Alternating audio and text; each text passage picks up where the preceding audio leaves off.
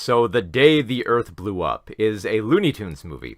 And actually, this is the first Looney Tunes movie that is fully animated. Because like the past Looney Tunes films, because there have been Looney Tunes movies that have gone to the theater, but they've either been one of two types of films. They've either been they've either been like an amalgamation of like different types of Looney Tunes shorts that have just kind of been, chopped together for the big screen with some original animation included, or they've basically just been Space Jam or like Looney Tunes Back in Action, where they mix the cartoons with live action.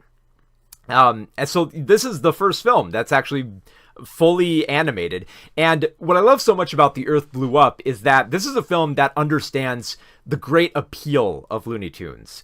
Because I think with like the past Looney Tunes films, like with Space Jam and Looney Tunes Back in Action and Space Jam: A New Legacy, is that all of those films felt like they were trying to be too meta with Looney Tunes. Because more or less what those films seem to be trying to say is that like the Looney Tunes might be like over the hill and they gotta like prove their worth because like, they're too old, do kids still even like Looney Tunes anymore? And they kind of gotta, prove that they're still funny. And that's not as like, I get like the meta nature they're going for with those types of films, but it's not as interesting as just, the Looney Tunes shorts themselves, which is the brilliance of them was that you could take these characters, throw them into different types of scenarios and make a rather funny series of gags from it, and maybe even a story that you would care about. And that's what the people behind this film, which a lot of like the screenwriters and the director Pete Braungart realize that's how you make a good Looney Tunes film. It's not just looking back on their legacy and asking what they're worth, but just trying to stage a good scenario for the Looney Tunes to have their fun in. And that's because a lot of the people who worked on this worked on the new Looney Tunes shorts that have appeared on HBO Max. So there's a great simplicity to this film because it's mostly just a story about Daffy and Porky. It's Daffy and Porky as a great duo, and they have fantastic chemistry. They're both voiced by Eric Bauza here, and this is Daffy Duck played up as like the eccentric prankster who does the woohoo woohoo as he runs around with a mallet just smashing things, having too much fun and going crazy. While Porky is more of like the straight man just trying to maintain order and kind of work his way around Daffy. And this film does a great job playing up this dynamic. And I should stress, this is just like their story. In the same way that like the classic Looney Tunes shorts would just focus on like one or two characters and make them the central focus. That's very much the case with the Day the Earth Blew Up, because it's placing these characters in this scenario where it's basically kind of like a 1950s sci-fi B movie, because the entire plot is that, well, it starts off with Daffy and Porky trying to find money to repair their house. It's the house that they grew up in because apparently they've been adopted brothers. I guess they've been taken in by like this farmer called was Farmer Jim, I think. And, so the house means a lot to them and they want to take care of it. So they end up getting a job at a gum factory in which they meet Petunia Pig, who is voiced by Candy Milo. And of course, Porky falls for Petunia. And then of course, his relationship with Daffy is threatened because Porky just wants to maintain a job and Daffy is terrible at maintaining jobs, as the film demonstrates in a rather hilarious montage of gags here.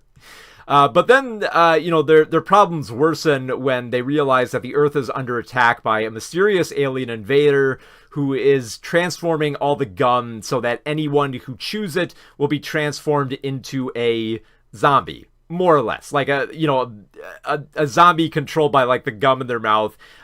Which is played up with like great grotesqueness. I love the fact that these people who like chew the gum become zombies. They don't just it's not just like the typical cartoon zombies where like their eyes glow and they just stagger around and like they drone with like their voices.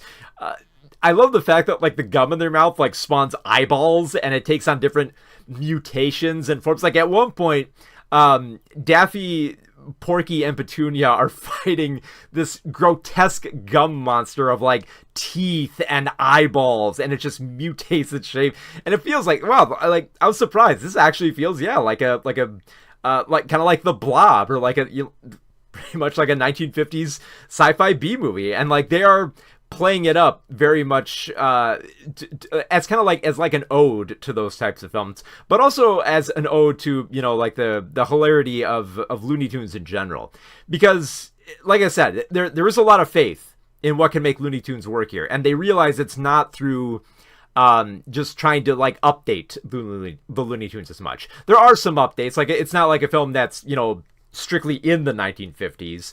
It's staged like the 1950s. Like you look around at all the human characters and they're all wearing like the suits and the hats and the way that the society is framed. You're like, is this the 1950s? But then you see like smartphones, and one of the professions that Daffy tries is to be an influencer at one point. So it's very much a film that kind of like takes its style and its ode.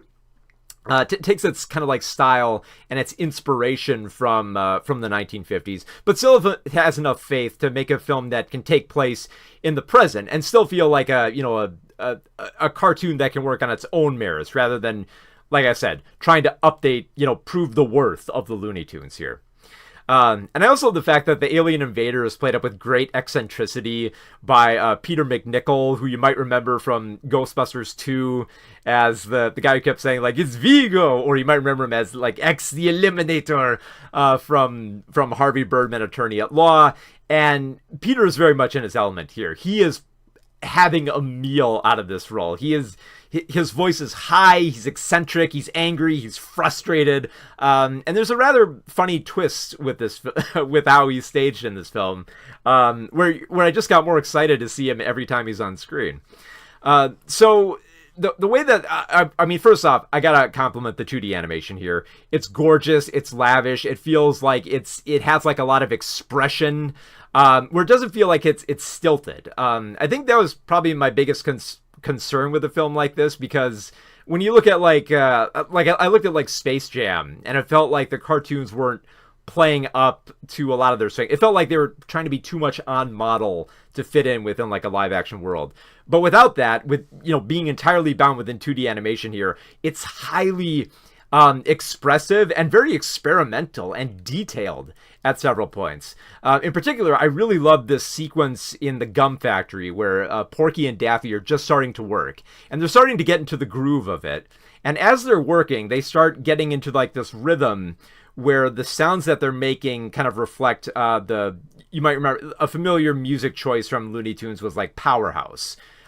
You might know if you don't know what the music I'm talking about, it's that song goes da da da da da da da da. They do have that kind of music that comes in there, and then they proceed into this rather kind of rather beautiful experimental music video that deviates from the style of the film and kind of takes on this kind of like industrial type of artistic style. That was just fun to get lost with him for just like a minute there, just to have like this cool display of visuals for like this familiar Looney Tunes song, and just have like a little detour like that, and then just get back to all like the skits and the gags and all like the slapstick and the weirdness of the sci-fi B-movie setting, and just have fun with it.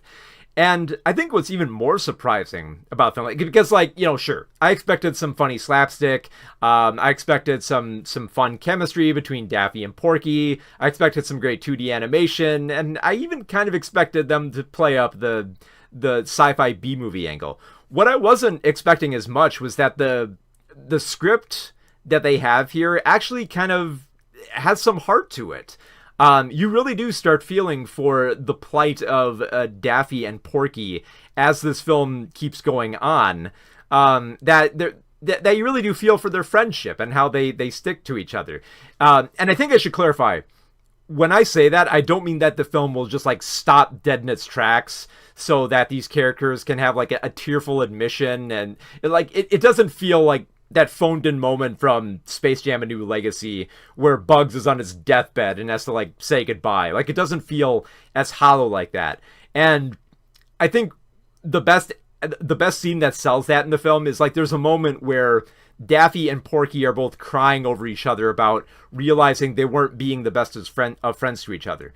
But if you're going to have a scene where they're crying, the animators play it up so you can have fun with it as well. So, like, if you're gonna have a moment where the characters are crying, you're gonna see, like, Daffy's eyes turn like the Hoover Dam and burst open, and you're gonna have Porky crying out rivers where, like, there's salmon swimming between it. It's just all those wonderful little artistic details that just add so much to a story that can still be emotional and still, like, play as a homage to those those old sci-fi films. I think it's just like a perfect marriage of just everything that makes Looney Tunes great and just expanding it into a feature film to show to the world that, no, you don't need to retool Looney Tunes. You don't need to do something like Lunatics where you turn them into like anime action heroes. You just need to have a firm enough story, a strong enough script, a good enough dynamic between the characters, and you could turn what is essentially a 6-minute Looney Tunes short into a feature film and not make it feel elongated by finding all this fun stuff to do with the characters. So yeah, like there's a lot of a pressure on The Day the Earth Blew Up to live up to being the first fully animated Looney Tunes movie where I didn't want to just look back on this film and say, oh, well, at least it was the first of its kind and it tried that and it got out there. No, this is a film that can stand on more than just like the medium that it's trying to like, push into the theaters.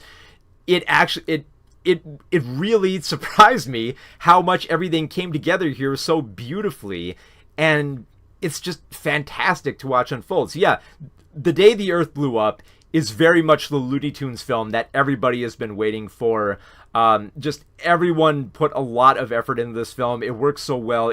This film has been long delayed, and I'm so glad that it's finally going to be coming out soon because it deserves to be seen. Like this is the heart and soul of what makes Looney Tunes so great. This is why Looney Tunes has, why it was in reruns for so long, because it had fun skits with great characters.